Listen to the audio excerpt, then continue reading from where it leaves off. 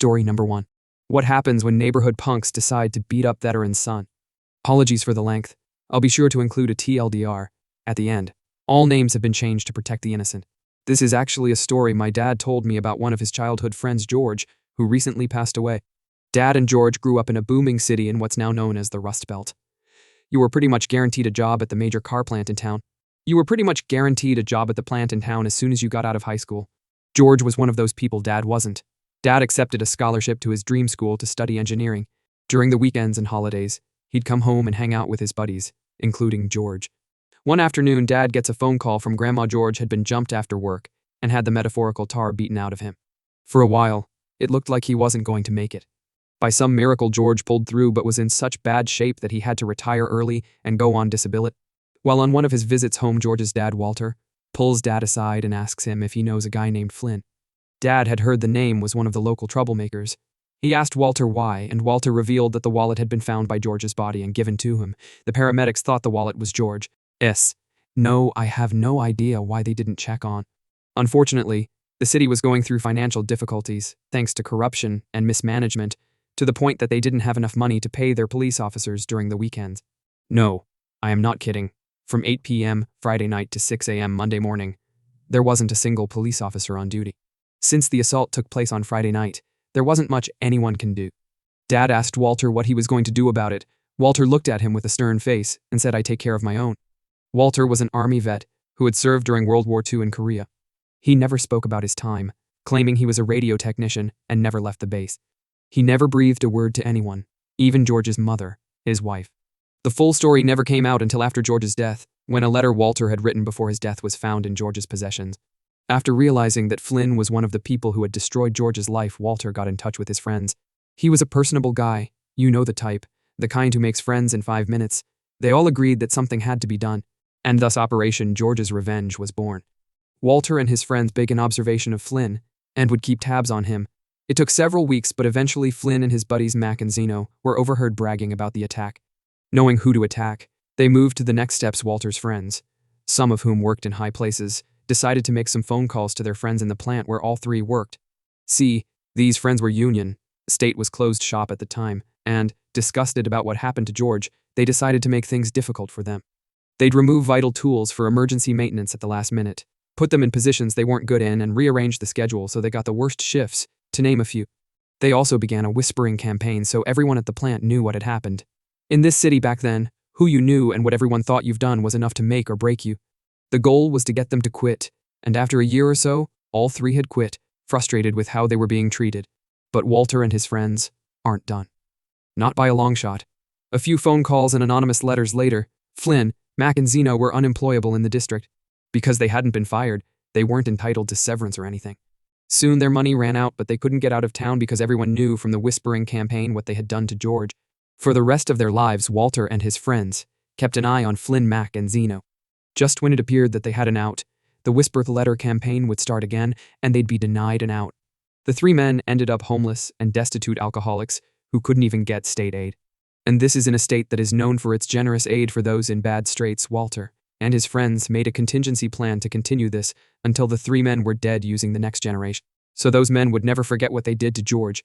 Nobody was able to find out anything about Flynn, Mac, and Zeno, but I wouldn't be surprised that they're still stuck and miserable. TLDR. Dad's childhood buddy was jumped by three troublemakers. Childhood buddy's veteran father and his friends decide to make troublemakers' lives heck for the rest of their lives. Story number 2. This concluded about 3 months ago. First off, let me say I have PTSD from 2 tours. This isn't a brag or flex, but any vet with PTSD will vouch that it is very hard to let assholes walk away. Because of this stupid shit, I can only really work jobs alone now. I've been working a while at cleaning stores after hours. Not surface cleaning, but checking areas that mice have been, etc. Dirty job, but the pay more than makes up for it. One day, I'm having some considerable back pain, so my wife, Mill and Sil, cover for me. I get a call a couple hours later from my wife complaining about the manager. Now, I've worked retail before, and I know it sucks, so I tend to give some leeway when non-retail folks say someone's being mean against, not in the mood for BS. I hear he yelled at them when they walked in that the store was closed. Okay, buddy, they used a key, chill. Then he got upset that he didn't know there was a cleaning that day, BS. I wrote and distributed the schedule 3 weeks prior, then tried to tell them where to clean. I have a contract, and your employees' duties aren't included in it. I rolled my eyes at the complaint. I admit it. Managers suck, and I didn't think this was a big deal, just some incompetent GM. Then I get a call a half hour later. GM was making some gender-based jokes to his all-male staff. Hey, you putting on your makeup? You need a tampon, etc., while they were shutting down. Okay, that's pretty tasteless, but for me it's hearsay. Then I'm told that on his way out of the parking lot, they saw the GM try to open my car's door. Insert PTSD here. I call the store the next day, asked to talk to the manager on duty. I have a pretty civil convo, highlighting my concerns about the manager paying attention to his schedule and contracts. I mentioned there was some witnessed unprofessionalism, but that's not for me to correct. Mind you, the convo is going very professionally up to this point. When I mention the car, guy's whole attitude changes. He gets very vocal and very defensive, cutting me off and raising his voice. Before I realize, we are yelling at each other. I hang up and talk to my wife. I describe the guy based off of his voice and accent, and my wife is certain that I'm speaking to the GM. I'll call him E. I call back and simply say, I want to know what authority you had to try to get in my car. E starts to play dumb until I name the security company that patrols and monitors his lot, shared lot with other businesses, and I can request footage through the police. E says he doesn't have to explain himself to me and he hangs up. Oh, fuck no. I call back a final time. I say if we can't work this out, I have to get your boss involved. Fine. Go ahead and call me when you do. E hangs up. Insert revenge. I won't go into how, but I will explain what happened over the next few weeks. Remember, I have a key to this store and am still able to show up on contracted days. E's handwritten statement about the argument goes missing. Not a huge loss. The thing was 90% lies to get ahead of what he did. Find multiple disciplinary notes that all show that Mr. E, as all of his employees seem to call him, loved to write up all his employees for frivolous shit. This is a common tactic by weak managers as insurance for when employees complain about them. These also go missing. A file is found with many complaints about the store and interactions between E and customers. Copies are made. E's business starts to get multiple one-star Google reviews from various accounts. Some of the reviewers post pictures of his store's mouse infestation and product damaged by little teeth that he leaves on the shelf. Let me tell you, seeing mouse shit next to food does wonders for your Google page. 2 anonymous complaints to the city about the mouse infestation within the store, with pictures, none of which match the ones I send to my bosses. 1 complaint to the city from an employee that cites a ton of safety violations within the store, then mentions how bad the mouse infestation has gotten, and that the city should inspect and make sure they ask for proof of an exterminator. There is none. Poor gal was begging. Her name even matched an employee's name. Fancy that. Random occult symbols begin to appear in E's work journal, hidden among things he has already written. To clarify, this is because I could recall the symbols. It point wasn't for the occult, it was so things would show up in his personal journal that he didn't write. His boss's boss, contact info hanging in office, received an email detailing his unprofessionalism, gender-based harassment, and attempt to get into a vehicle that wasn't his. I also mentioned how many violations I saw as I was cleaning, broken equipment, safety hazards, lack of proper cleaning supplies, chemicals over pet food, etc. I even tried to compromise and said if they can provide a policy that says he could check my vehicle without security or law enforcement, then I'd retract my complaint. Otherwise, every scheduled cleaning that he is still there for, I'd cancel and send them a fee. Suddenly, there is a shift in the store. I still go much later to avoid people, but it is much cleaner. There are even enough cleaning supplies for the store to function. There are less passive-aggressive notes everywhere. Curious about it, I go in the office and see there is definitely a change. The complaint file is shrunk down and the office is cleaner.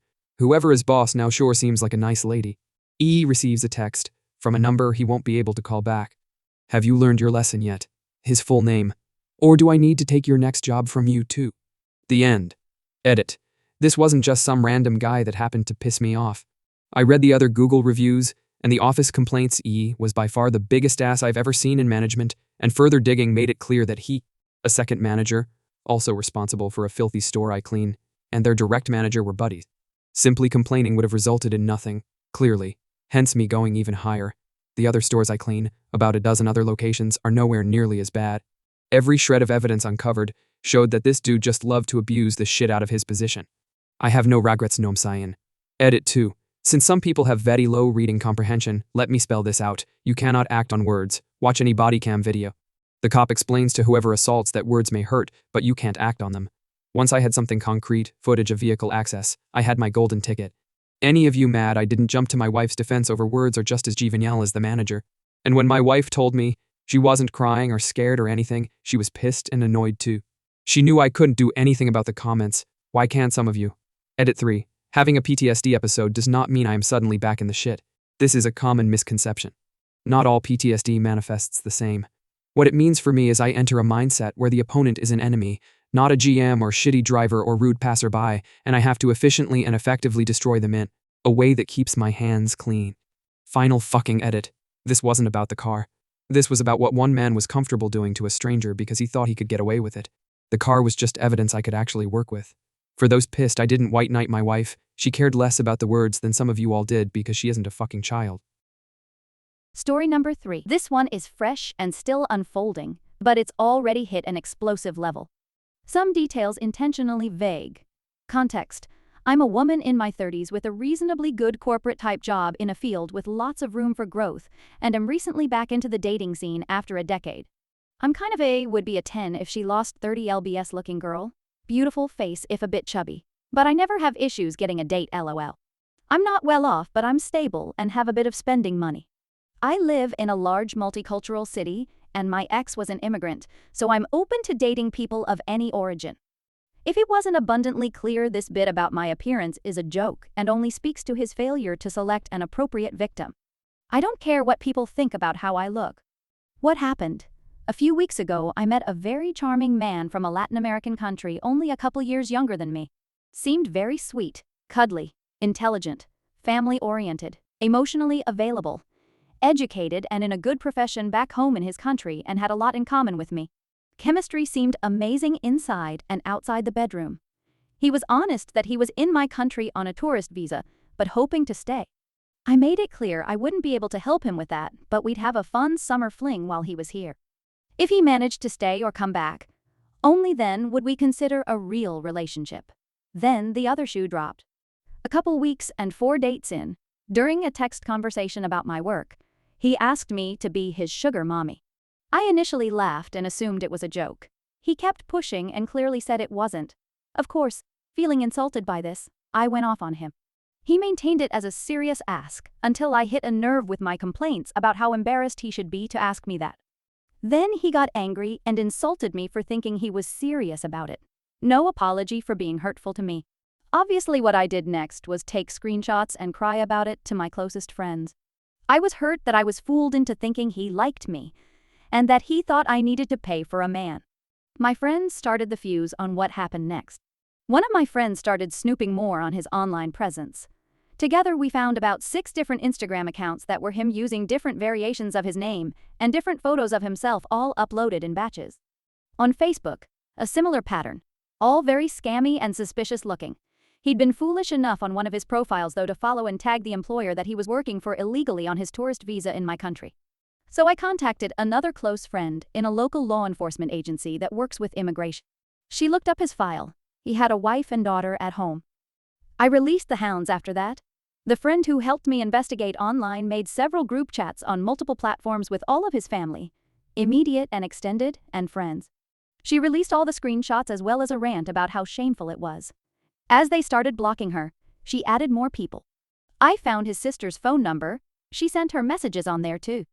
Everyone he knows, including his wife, know he's unfaithful and trying to take advantage of women. 30 minutes after the online bombardment started, I got a rude message from him about how I should be smart enough to know he was joking and he doesn't need to sell himself. I didn't reply. Next step. Online immigration reporting form with all the info we found, work info, employer name and address, his home address, full name, job, photos, screenshots admitting to working. Usually these reports take months to be reviewed if at all, but I gave the file number to my law enforcement friend. 2 days later, law enforcement officers visited him at home. They found him with a phone number that was issued to a local resident. All his roommates also had numbers issued to the same person, a direct link to the employer. He received a caution for trying to scam me, a no-contact order and a flag on his immigration file that based on his country of origin will likely mean he can never return, as well as a strict warning to not work without authorization. His roommates also received warnings. His employer received a visit next. They found significant proof that they'd been employing him illegally, as well as multiple other people. Their investigation is still ongoing, but so far they are likely to receive tens of thousands in fines or possible jail time. The guy isn't getting deported because the government would have to pay for it and proceedings take longer than his remaining visa time, but he's now upgraded from a flagged file to a multi-year ban on re-entry to my country. If he bothers me again, though, he will be deported as well. Hope he enjoys going back to his angry wife and the ridicule from everyone he knows. See ya again, never. Thank you for watching. Like, comment, and subscribe.